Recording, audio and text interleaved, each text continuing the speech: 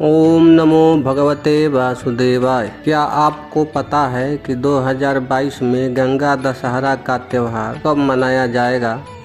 तो चलिए हम बताते हैं। माँ गंगा के धरा अवतरण दिवस को गंगा दशहरा के नाम से जाना जाता है।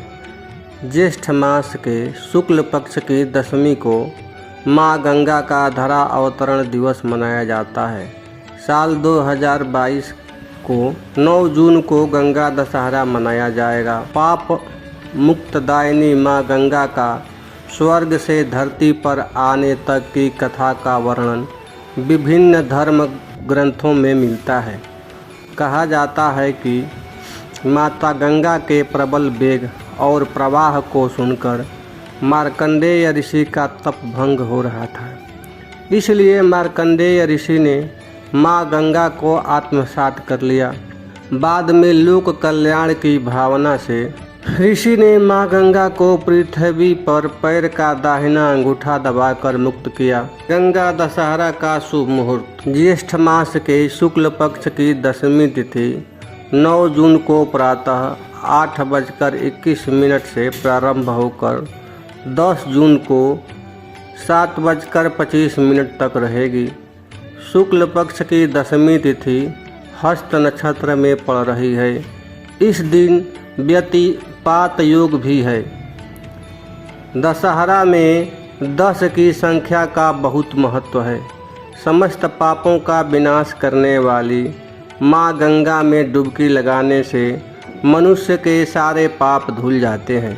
ऐसी मान्यता है कि दशहरा के दिन गंगा में 10 बार डुबकी लगानी चाहिए।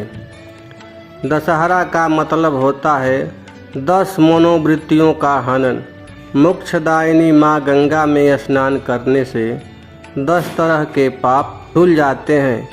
इसमें 3 दैहिक पाप माने गए हैं, 4 वाणी द्वारा किए गए पाप और 4 मानसिक रूप से किए गए पाप शामिल हैं। धार्मिक मान्यताओं के अनुसार दशहरा के दिन माँ गंगा का अवतरण पृथ्वी पर हुआ था।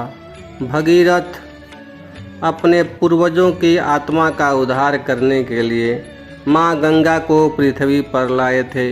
इसी वजह से गंगा को भागीरथी भी कहा जाता है। अपने जीवन में आ रही समस्याओं से अगर आप राहत पाना चाहते हैं तो इन उपायों को करने से समस्याओं से राहत मिलेगी। गंगा दशहरा के दिन पानी से भरा घड़ा दान करना शुभ माना जाता है। छाता, जूता, चप्पल, टोपी आदि का दान करना पुण्यकारी होता है।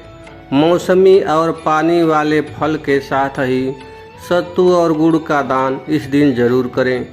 सूती वस्त्र, गमछा और धोती आदि का दान करना भी शुभ माना गया है।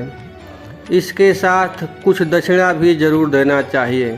संभव हो तो प्याऊ की व्यवस्था जरूर करनी चाहिए। बेघर लोगों के लिए छांव की व्यवस्था करना विशेष शुभ पुण्य देने वाला माना जाता है। गंगा दशहरा के दिन मिट्टी से बना एक मटका लें और उसमें गले तक पानी भरें। अब इस पानी में गंगा जल की कुछ बूंदें डालकर मटके को ढक दें और उस पर कुछ दक्षिणा रख दें। अब इस मटके को किसी शिव मंदिर में दान करें। ऐसा करने से आपकी सभी उलझनें दूर हो जाएंगी। इसके साथ ही आपको काम में भी संतुष्टि मिलने लगेगी। पूजा करते वक्त बृहत्यैते नमस्ते अस्तु लोकधात्रै नमोस्तुते नमस्ते विश्वमित्राय नंदिन्यै ते नमो नमः इस मंत्र का पाठ करना चाहिए। ओम नमो भगवते। जय माँ गंगे।